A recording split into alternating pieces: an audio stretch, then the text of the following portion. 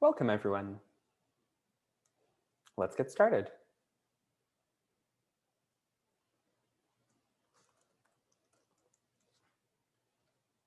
So first announcement is that in problem 1, just to clarify, the number of collisions, for example, in a slot with 4 different keys, all hashed to it, would be 3 plus 2 plus 1. The 4th key clashes with 3 others. The 3rd key clashed with 2 others, and the 2nd key clashed with 1. Hopefully that clarifies things. And again, that's in the definition of the problem. And then here's a big clarification for problem 3. It's, again, neither of these is changing the problems. It's just to clarify what's going on. So in problem 3, the point is that in Ford-Fulkerson, we don't know how many augmenting paths we're going to use. The augmenting paths are added one at a time. So you add one, you construct the residual network, then you find another, and so on. There's no guarantee that this process will end after number of edges iterations.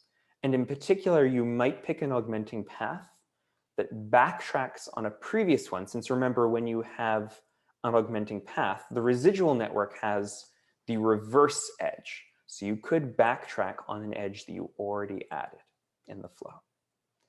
If you had hindsight about the flow, could you pick the augmenting paths to make it stop after number of edges iterations? So this is not a better algorithm than Ford-Fulkerson. It's if you had hindsight about what the flow that you're looking for is. I'll let you think about that for a moment.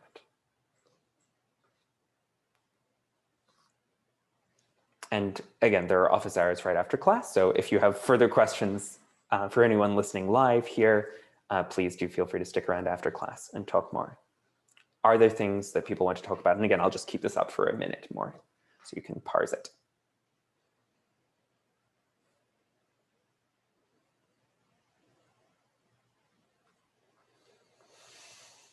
That puppy is kind of how I feel right now.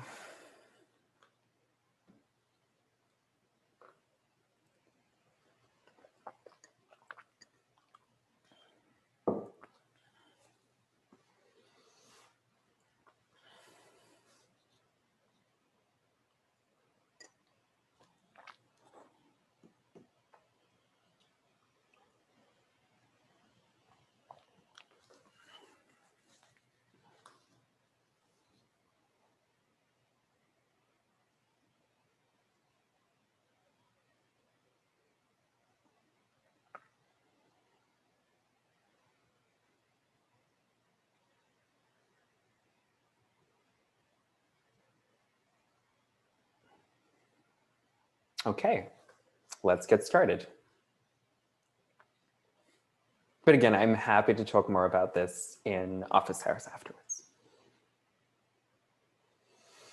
Cool. So as a quick review, universal hashing. So we had a problem last time if an adversary is getting to pick the keys for a hash function like the ones that we were considering last time, because the adversary could make all the keys collide very easily.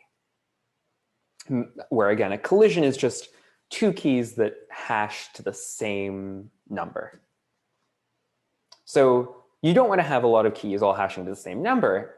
So in universal hashing, the hash function itself is picked randomly to avoid this issue of more collisions. Specifically, the goal is that for any pair of keys, even if they're not random, even if they were designed by a malicious adversary, we're likely to pick a hash function where they don't collide. And again, this is basically moving the randomness assumption from the keys, assuming that the keys were random, to the hash function, because we know we can control the randomness of the hash function. And the keys might not be random. There's some great questions asked at the end of lecture last time. How do we know that the adversary can't have knowledge of our hash function? Well, typically, if we're randomly drawing a hash function, that would be done using a random number generator, which we have access to, or a pseudo-random number generator, because it's not possible to create completely random numbers, but that is something which we would keep private to us. And there's no way for anybody else really to know what our random seed is, which we're using to generate a hash function. And then another important thing is that once we've picked our random hash function, it stays the same throughout this task. So we're not picking a different hash function for each one of the keys. We're picking a single hash function for the whole table, the whole hash table. We're hashing all of our keys using that random hash function, but it's a single random hash function. And again, the adversary, or we never publicly disclose what our random numbers are, so there's no way that anybody else can work out what our hash function is. What our hash function is. We are the only people who know what that hash function is. And again, we hash all of our keys with that hash function. Whenever we're accessing that hash table, we use that hash function.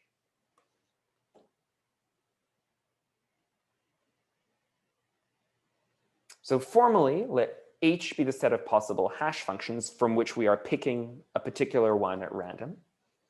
And we say that the set is universal if for any two distinct keys, K1 and K2, the probability of picking a hash function that hashes them to the same thing is at most 1 over m, where m is the number of slots which we are using for the hash function, number of possible values of the hash function.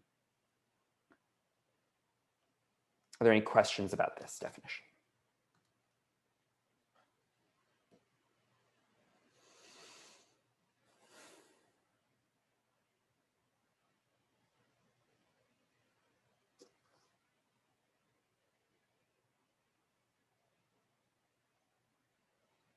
Okay. Oh, could it be less than 1 over m? It could be, yeah. Oh, how could it be less? How could it be less than 1 over m? Come back to that question. Well, basically, because the keys are different, it could be a little less than 1 over m, if that makes sense. Like if for any two keys, the key, no pun intended, to understanding is thinking about like, if you're picking there are only m possibilities for the hash functions, but if you know for the output of the hash function, but if you know that the keys are distinct, you're making it a little bit less likely they're going to pick the same one.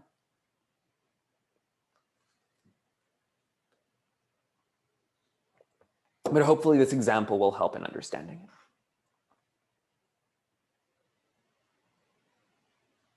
it. Okay. So let's look at one way to design a universal set of hash functions. Let's assume that all the keys are integers in a specified range. And let's pick a prime so that every one of those possible keys is in the range between 0 and p minus 1. So we pick a large enough prime. And we can do that, going back to our proof at the start of class. There are infinitely many primes, and they get very large. You can pick a prime that's larger than anything you want, so we can definitely pick a prime that's larger than all the possible keys. So since we assume that we have more keys than slots, we have p is bigger than n. That's just because p is more than the number of possible keys, and m is just the number of slots. Okay. So this is how we define our set of hash functions. For every a between 1 and p minus 1 inclusive, and for every b between 0 and p minus 1 inclusive, and it will become clear why we're picking them from different sets. We define HAB of k, so the hash function of k, as ak plus b reduced modulo p. So this means we reduce it to one of the numbers between 0 and p minus 1. And then we've done this. And then after we've reduced it mod p, we reduce it modulo m, which is a different number. And since m is less than p, that actually does something.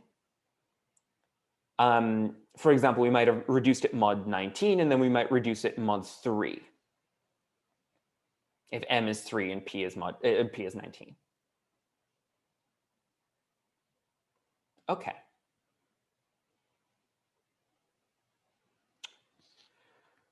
And the reason basically why we can't pick a is equal to 0 is because multiplying something by 0 is very different to multiplying it by anything else. Because multiplying something by 0 basically removes all information about the key, because we're treating this mod p. So I guess multiplying by something by 0 in general just like kills a lot of information about it, right? So we want to not kill that information. We want to still have a dependence on k. And so this allows us to keep a dependence on k, and adding 0 is totally fine, because we can still, like, if you add b to this, you can still sort of go back, and there's still a dependence on k. So as we saw last time, there are p-1 choices for a and p for b. So there are p times p-1 choices for the hash function. So that's the size of our set of hash functions, which we would like to be a universal set. So we'd like it to have this property if you pick a random hash function from it. So let's try to pick this, let's try to prove this nice property that it is in fact a universal set of hash functions. Okay. And I guess, are there any questions about this set, first of all?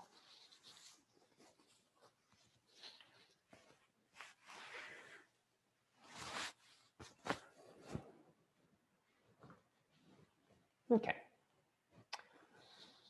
So, what do we mean by universal here? Oh, it's just it's in the same sense as universal hashing. This is the property of universal.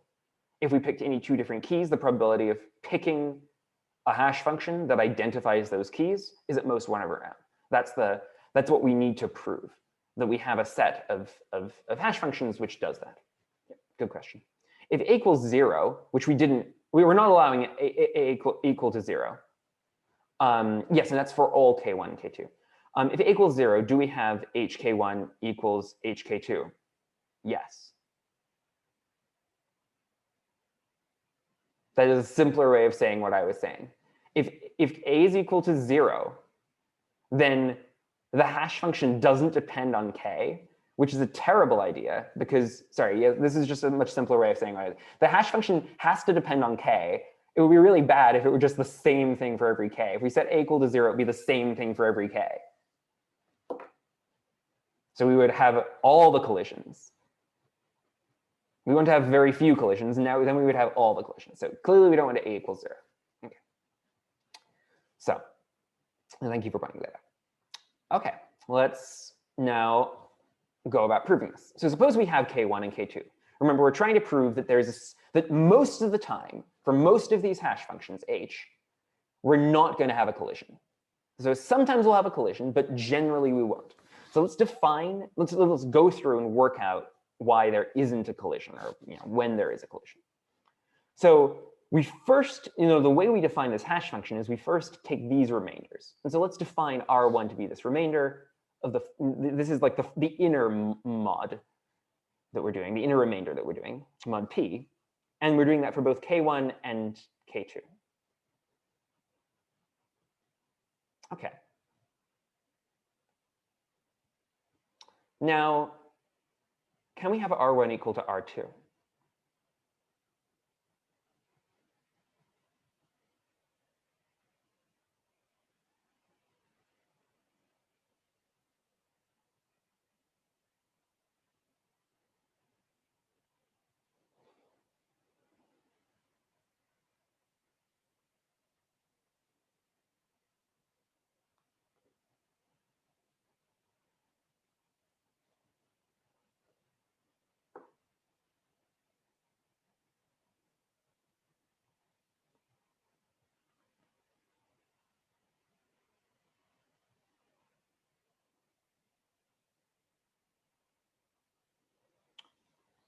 So if we did, we would have ak1 equal to ak2, just because you can subtract b from both sides. Is that possible? I'm seeing a lot of no's. Indeed, no, because remember, we can divide by things that are relatively prime to the modulus. So since we have a on both sides, we can just divide by a, we get K1 is congruent to K2 mod P. Again, we can A is relatively prime to P. Why is A relatively prime to P? Well, everything is relatively prime to a prime unless it's divisible by that prime. Because remember, relatively prime to means it doesn't share any factors with P apart from 1. And so clearly everything that doesn't have P as a factor, it doesn't have a prime number as a factor, is relatively prime to that prime. So since A, again, backing up here, A is between 1 and P minus 1. So it's relatively prime to P. So we can divide by it to get that K1 is congruent to K2 mod P. And that's a contradiction because we assumed that every K was in the range 0 to P minus 1. And there aren't two different things which are congruent mod P in this range. And we assumed that K1 and K2 are different. So in particular, they're different mod P. Again, we can divide by A because A is relatively prime to P, because there isn't a possible thing that is, everything is relatively prime to a prime unless it's divisible by the prime. And once we've divided, we get K1 is congruent to K2 mod P. And since K1 and K2 are both between 0 and P minus 1, and they're different, they can't be congruent mod P. So we have R1 is different from R2. Okay. Even better, we can actually solve for A and B given if we knew P, R1, R2, K1, and K2. Now, how can we do that? Well, we can just easily solve for B. We just write B is the unique solution to R1 minus A K1 mod P. Right? And since B is between 0 and P minus 1, there is exactly one solution to this.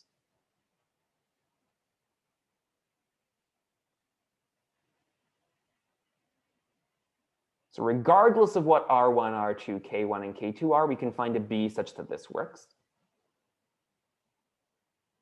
And then we also have this. So if you subtract these two, you get A times K1 minus K2 is equal to, the B's cancel out, is equal to R1 minus R2 mod P. And then since K1 and K2 are different, we can divide by that because K1 minus K2 is relatively prime to P.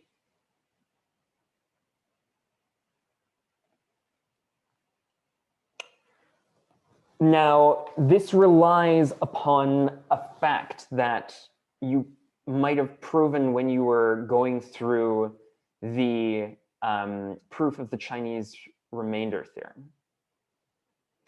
Basically, since K1 minus K2 is relatively prime to P, there is an inverse to K1 minus K2. There is a number such that K1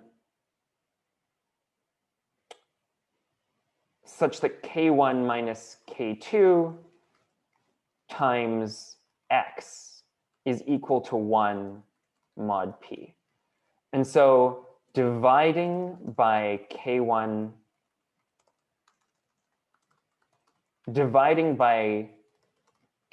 minus K2 is like multiplying by X. That's another way to think about it.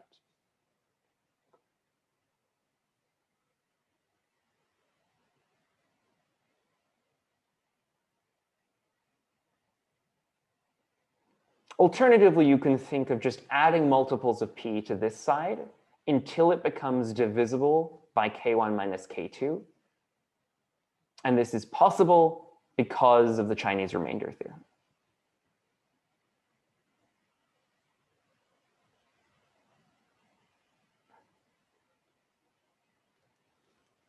So the basic point of this is that whatever our R1, R2, K1, and K2 are, we can get B and A such that these things are satisfied.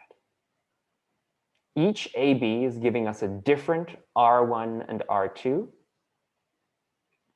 And there are p times p minus 1 choices for A, B. And we've already seen that. And there are p times p minus 1 choices for different R1, R2. The one condition we have on R1 and R2 is that they're different.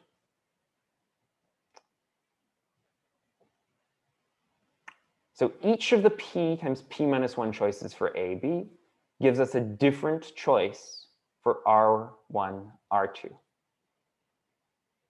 Again, p times p minus 1 choices for R1, R2, because once we've picked R1, we can pick R2 to be anything except R1.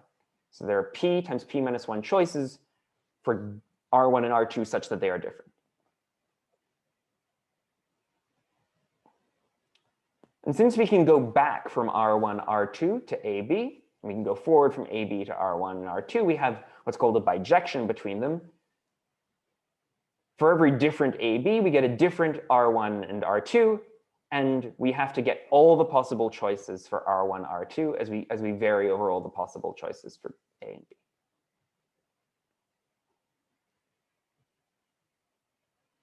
Questions?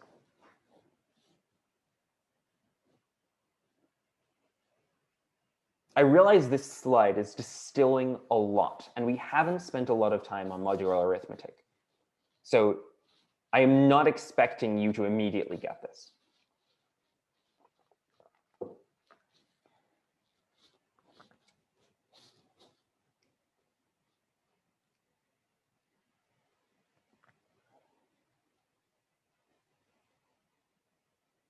Do we indeed get all the possible R1, R2 combinations from A and B? Yes. The reason why we do, we basically just proved it here. So here we proved that R1 is different from R2. Here we proved that because we can go back from R1 and R2 to AB, that means that each AB gives us a different R1 and R2 because we can solve for A and B if we know R1 and R2. So we know that each AB gives us a different one. And we know that there are this number of choices for AB and the same number of choices for R1 and R2. Since each of these AB gives us a different R1 and R2, we know that for these different choices of AB, we get p times p minus 1 different choices of R1 and R2. But the total number of possible R1 and R2 is p times p minus 1. So these p times p minus 1 ABs must give us p times p minus 1 R1, R2s. And that must be all of the possible R1, R2s. How do we know that there are exactly p times p minus 1 possible R1, R2s? Because they're different. So this feeds into getting this estimate here. We already knew this estimate here. And this says each AB gives us a different R1, R2. We're not done with the proof here. The moral of the story is that for any two keys, we can build a hash function that avoids collision for these two keys. It's much better than that, but we haven't finished the proof. We haven't finished even the hash function. This hash function is taking something mod p, and then it's again taking it mod n. So we've taken one modulo, and then we're going to take another modulo. Ugh, that's a pain. But it's not as much of a pain. And the reason why it's not as much of a pain is because we know what the possible things are here. We know that R1 and R2 can literally be any possible pair of different numbers mod p. And that they're equally likely to be any pair of different numbers mod p. OK, so now let's go to the next slide. Last chance for any questions here. Just wait 30 seconds more.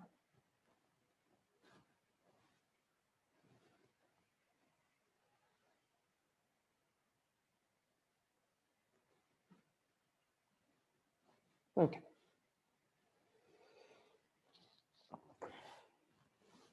So we, again, just to summarize the previous slide, we found that R1, R2 is equally likely to be any pair of different values between 0 and p minus 1.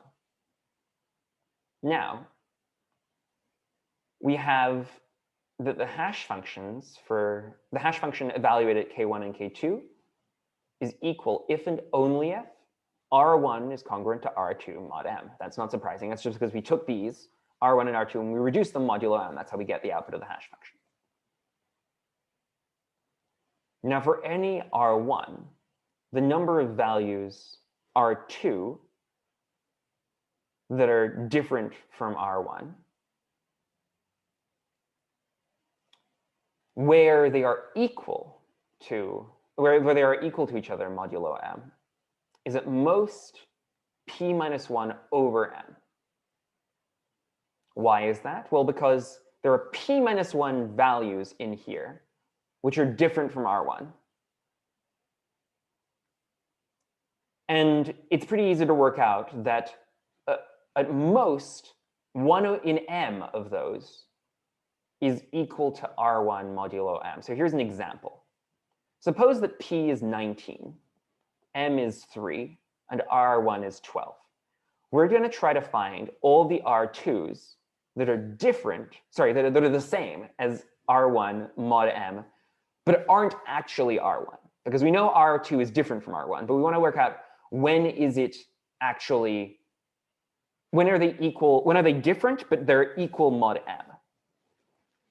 So here the possibilities are, like we go through all the possibilities from 0 up through 18, because we're going from 0 to p minus 1, and p is 19. So R2 is between 0 and 18 inclusive, and it's equal to R1 mod m, and m is 3. So it could be 0. It could be anything that's equal to 12 mod 3. It could be 0, 3, 6, 9, 15, or 18. Basically any multiple of 3, because 12 is congruent to 0 mod 3, so it can be any multiple of 3. And notice we didn't put 12 in here because we know R2 is different from 12, are different from R1. So how many possibilities are there here? Well, there were 19 minus 1 over 3, p minus 1 over m, 6 possibilities.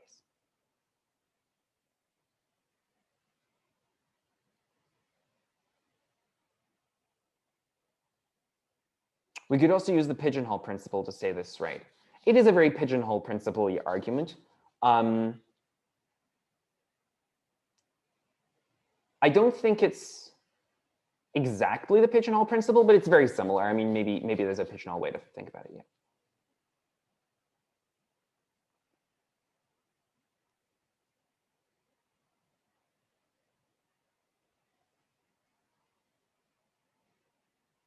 More questions?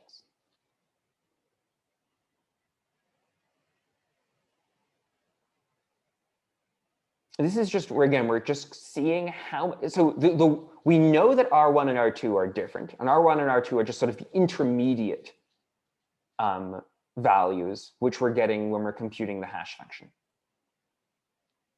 Now, how do we get the final values? Well, we take R1 and R2 and we reduce them mod m. So when do those two reduce to the same thing? Even though they're different, they could reduce to the same thing because m is less than p, but how often are they equal mod m? Well, they're equal mod m for at most p minus 1 over m choices of R2. And now there are p minus 1 total choices for R2. So the probability of having the two be equal mod m is at most 1 over m. And in some cases, it's actually a little bit less than 1 over m. For example, if R1 had been equal to 11 here, then the possibilities for R2 would have been 2, 5, 8, not 11, because it's different from 11, so 14 and 17. And that would be actually less than 18 over 3 is 6. So you can have the probability be slightly less than 1 over m.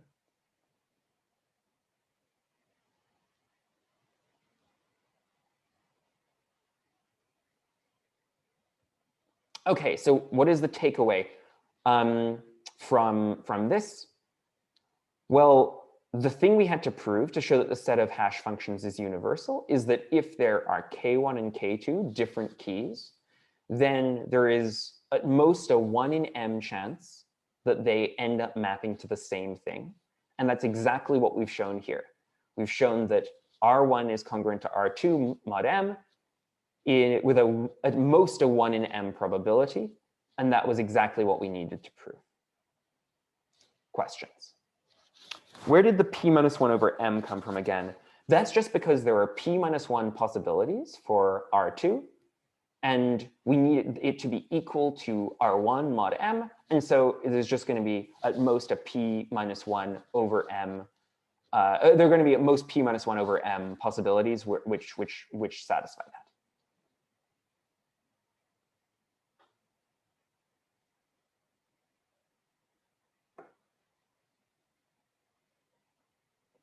This is just basically saying that only 1 in m of these things is going to be equal to anything else.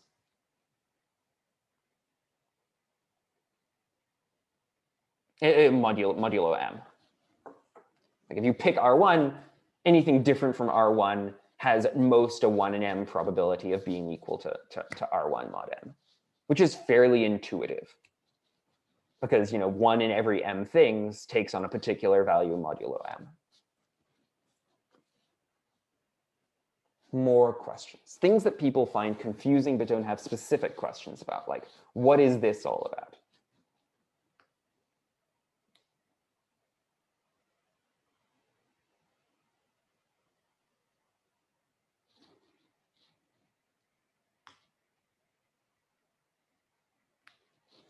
Oh, so this there's a question about dynamic programming. Dynamic programming is the next subject. This is not related to dynamic programming, unfortunately. We are pivoting to dynamic programming after we're done with universal hashing. Sorry about that. I just wanted to finish up from last class. I'm also slightly deliberately chaining subjects because I think it's useful to have a couple of different classes on a topic so that it's not just in your head for only one day.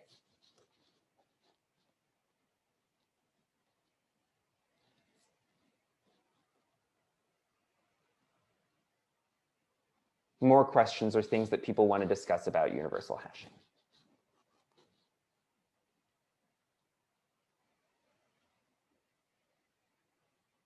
Okay.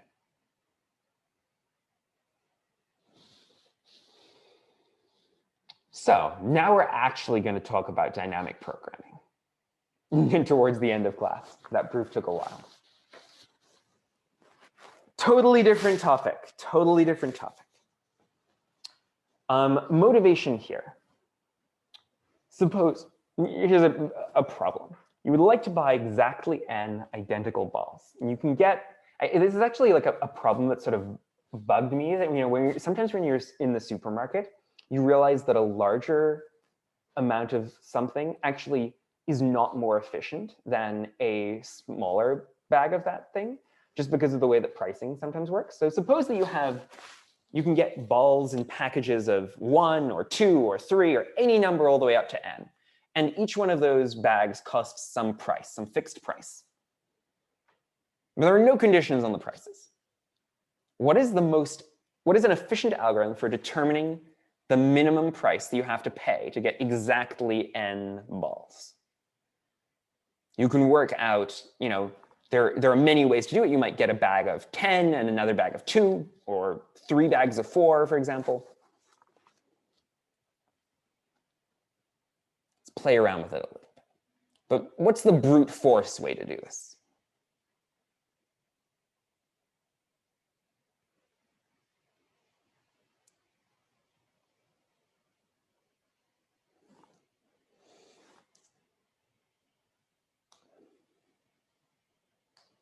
Just try all the possible combinations. Every possible way to write n as a sum of k less than or equal to n.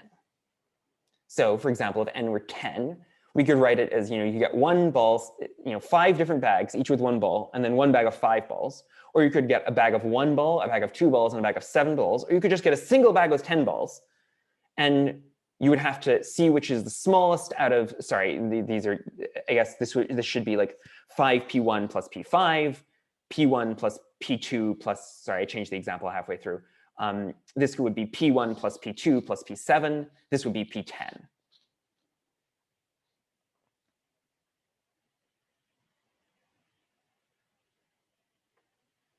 So you would need to, again, see which is smallest out of the values. Again, this would be like P1 plus P2, P7 would be the price you would pay.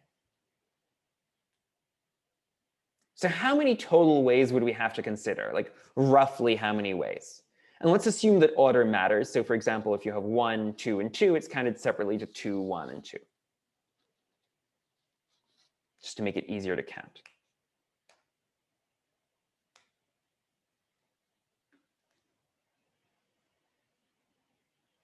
Is it polynomially many? Is it linearly many? How many different ways are there to write n as the sum of things smaller than n?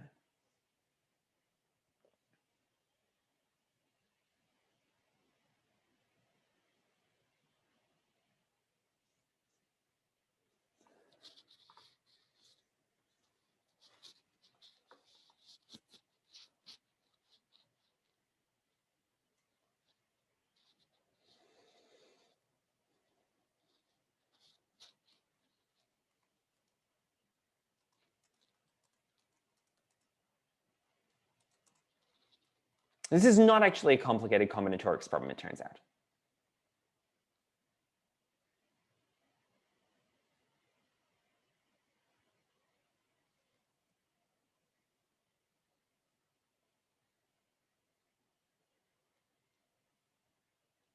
So for example, for 4, you could write it like 1 plus 1 plus 1 plus 1. You could write it as 1 plus 1 plus 2. You could write it as 1 plus 3. You could write it as 3 plus 1, or 2 plus 1 plus 1, or 1 plus 2 plus 1, or 2 plus 2, or just 4. I think I got all of them. So that's a total of 8 possibilities.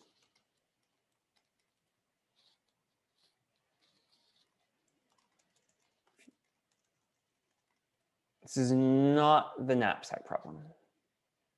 Simpler than the knapsack problem, which is why I'm asking you.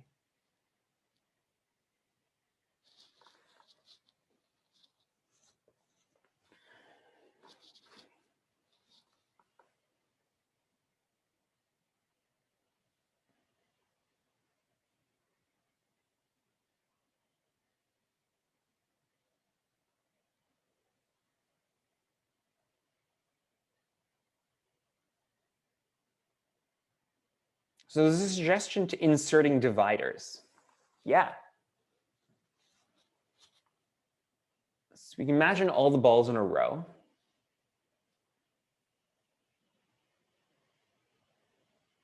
There's a question. Not sure if, just understanding the problem, why can't we just compare the P and prices? So there are many different ways that you might have to, you might be able to get your packages of balls. So for example, if you're getting 10 balls, you could get 2 packages of 4. So you would have to pay 2 times P4 plus 1 package of 2, so P2. Or you could get 1 package of 10 at a price of P10. Or you could get 10 packages of 1 for a price of 10 times P1. I'm typing these in the chat, by the way.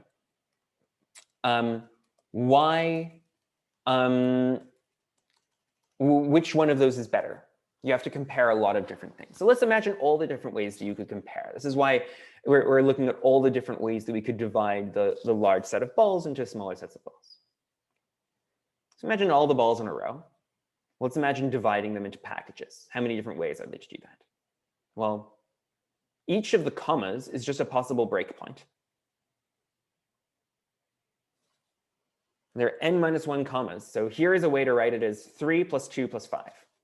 Now, this is double counting a bit because it has 2 plus 3 plus 5. That would be slightly different. But if you're if you're not worrying about the permutations, then there are 2 to the n minus 1 possibilities because each of these commas could be a divider.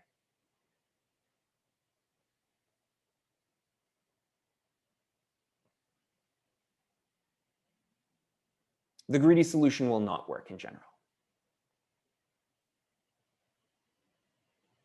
The reason why, suppose, well, depends on how you pick value. If you pick the most, the question about whether the greedy solution could be good, you could paint yourself into a corner. Suppose that the most efficient way to do it, the most cost-effective bag were to get were to get n-1, but then getting just a single ball was infinitely expensive. You would get a problem. Yeah, so this is 2 to the n-1 not caring about order. Again, this is 1 plus 2 plus 2 is counted separately to 2 plus 1 plus 2. But it doesn't matter. The point here is just if we were to brute force it, this is going to take an exponential amount of time. We're going to have to try an exponential number of things. Starting with the lowest cost PK is not going to help us.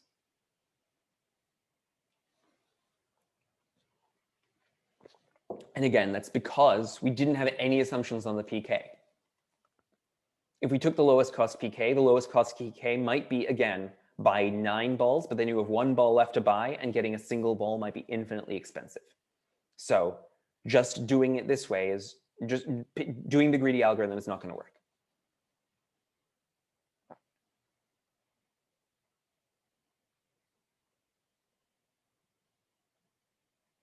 Okay, so we might try a recursive approach.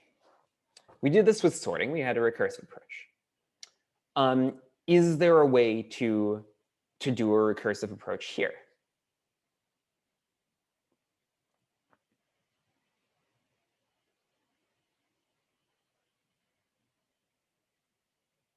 This is not working out the way to the number of possibilities. This is working out the most efficient way to do it, the minimum price you have to pay. So a recursive algorithm, basically, to work out how to best pick your packages.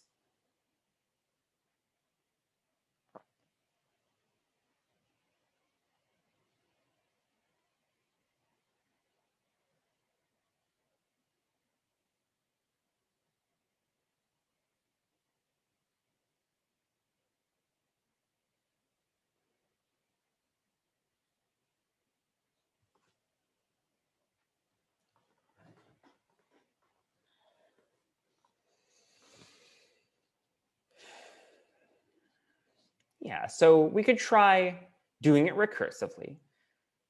Suppose we take a group of k, and we take a bag of k. Then we have n minus k balls left.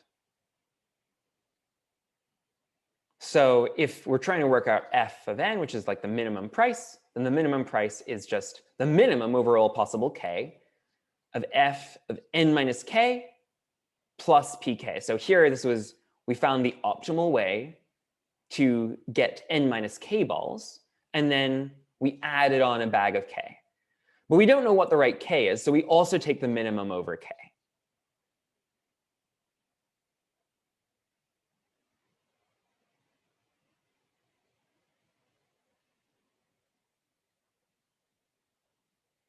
Wouldn't it need to be fk, not pk? No, because we decided that we'd taken a bag of k. But the bag of k, we don't know what the size of the bag of k is. So we can vary up the k. But it has to be in a bag of some size, right? Like, so either it's a bag of 1 or a bag of 2, or we check all of these. We're like, okay, well, my first ball, it's either in a bag of 1 or in a bag of 2 or in a bag of like 100.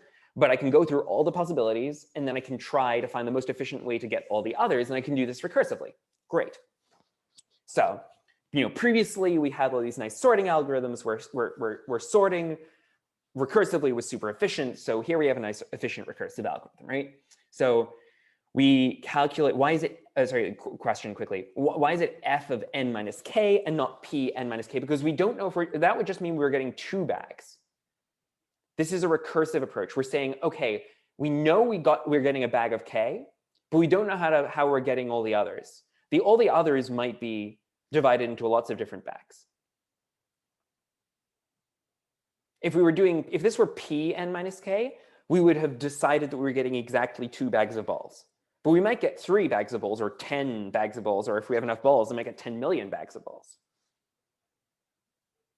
So it's going to have to be recursive. We're going to have to assume that we've worked out the optimal way for n minus k goals. Okay, so let's do this approach. Suppose that fn takes tn steps to calculate. That's just, we're defining that to be the time we need. Then we have tn equals the sum from k equals 1 to n, all the possibilities for how many balls we can get in a bag, of tn minus k plus c. So tn minus k is the amount of time it takes to calculate this, and c is the amount of time it just takes to add. It's just some constant to add this. Doesn't it assume pk is still the optimal one? No, because this is we're calculating the minimum over all possible k. But to calculate the minimum, we need to calculate it for every possible k.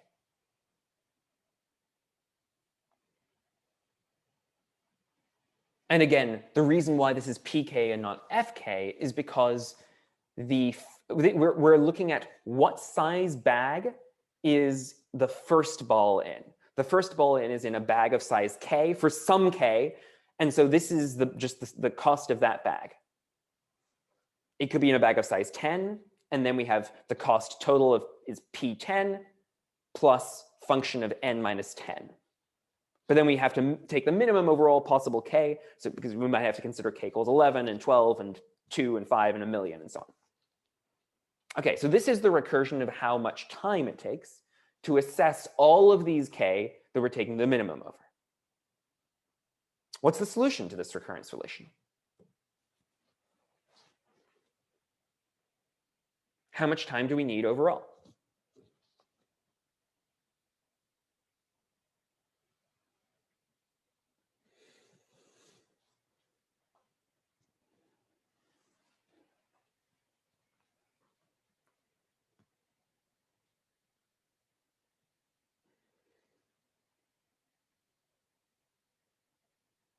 Roughly.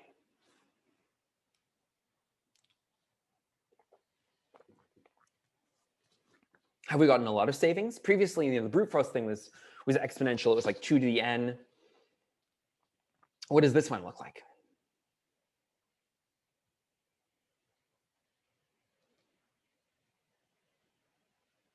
Still exponential? Oh, man. Yeah, it's still exponential. You can just plug in 2 to the n. If you throw away this c, which is basically insignificant, if you plug in 2 to the n, you find that 2 to the n is a constant plus the sum of all the lower 2 to the n's. Sorry, it should be constant. This should be 1. I made a typo. It should be 1 plus this sum.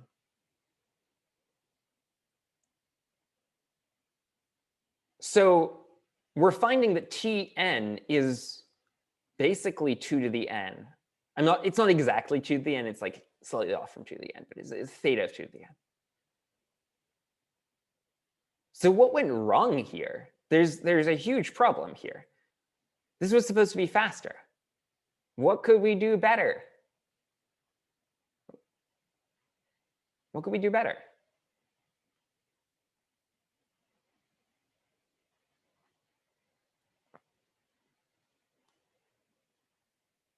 A lot of people saying the same thing in different words. So we had that fn is the minimum of all of these possible values.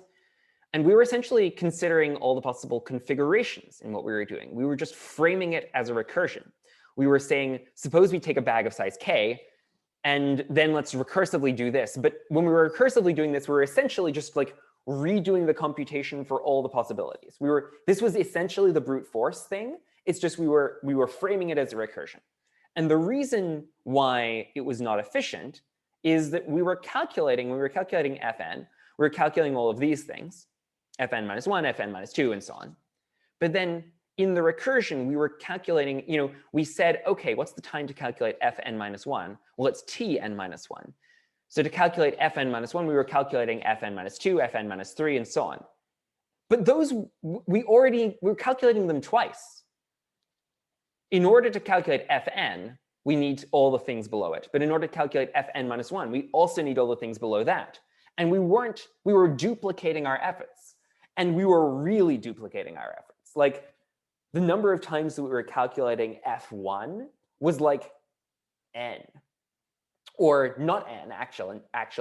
It turns out that the number of times we were calculating f1 is exponential.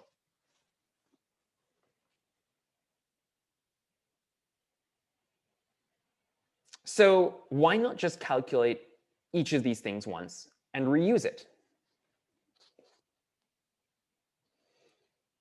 So the new approach is to compute f1, then use that to compute f2 using this formula, use the stored f1 and f2 to compute f3, again using this formula, and so on. So now if we redefine our time as the time required to compute and store all of the previous f's, then what do we have?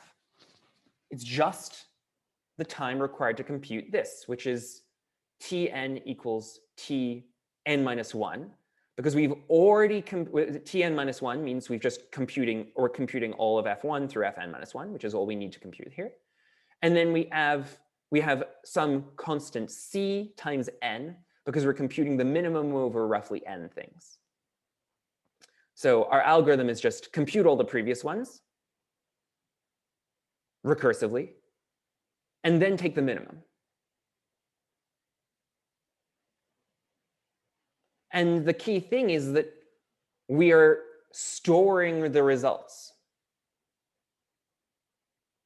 So we're never recomputing anything. Now, what is the time complexity now? What is the solution to this recurrence relation?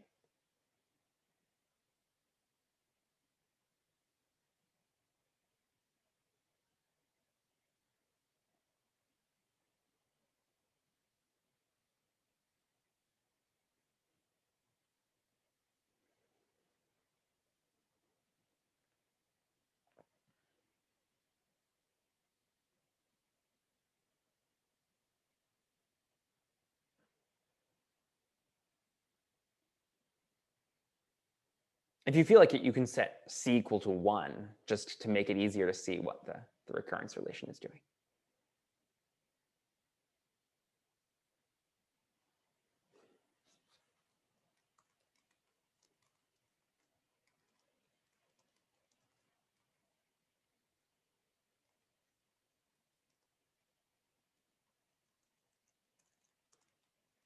So you fold it out a couple of times, you get this. Put it in the chat. And in general, you just unpack all this. You're adding Cn the first time, Cn minus 1 the second time, all the way down to C. And so that's just C times the sum of the first n numbers, which is theta of n squared. Big difference. Previously, it was exponential time. Now it's quadratic time. And just to wrap up, this is an example of dynamic programming, which is a paradigm of algorithm design in which the solutions to smaller subproblems are calculated and reused. It's not just enough to calculate the smaller subproblem solutions sometimes. Sometimes you will be using them more than once, and it's much more efficient to store them. Now, there are two ways of doing this. What we did here was we solved all the possible subproblems, sort of in order of increasing size. And then we were able to solve the next one immediately because we'd already solved the previous ones that we needed to get to it. Another way of doing it, you can compute them as they're needed and then store them in case they have to be reused. And this is called memoization. That's not supposed to be memorization. It's literally memoize, making memos of useful solutions. So next time, we'll see a couple of extra examples of dynamic programming in action. But for now, we are at time. Here is a poll about the speed of class. And I will stick around for questions. And also, there is office hours.